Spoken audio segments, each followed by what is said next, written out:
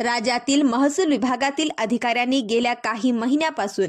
लाचखोरीचा चांगलाच सपाटा लावला असून आता महसूल विभागातील महिला अधिकारी सुद्धा आम्ही पुरुषांच्या मागे नाही हे दाखवून देत असून केवळ तलाठी किंवा महसूल सहाय्यकच नाही तर नायब तहसीलदार या पदावर कार्यरत महिला अधिकारी सुद्धा पुरुषांच्या बरोबरीने लाचखोरीच्या प्रकरणात एसीबीच्या सापळ्यात अडकत आहेत।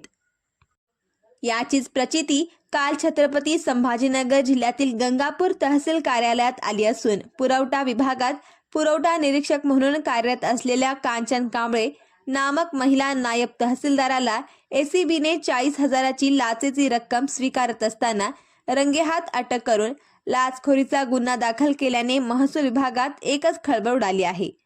तक्रारदाराने दिलेल्या तक्रारीनुसार रास्तभाव दुकान क्रमांक 29 मौजे काटे पिंपळगाव तालुका गंगापूर येथील आजोबाच्या नावे असलेल्या दुकानाच्या प्रधिकार पत्राचा निलंबन प्रस्ताव मागे घेण्यासाठी कांचन कांबळे यांनी स्वतःसाठी आणि जिल्हा पुरवठा अधिकारी यांच्यासाठी 70,000 रुपयांच्या लाचेची मागणी केली होती। तक्रारदार यांना लाच देण्याची इच्छा नसल्याने त्यांनी लाचलुचपत प्रतिबंधक विभागाकडे बुधवारी तक्रार दिली होती।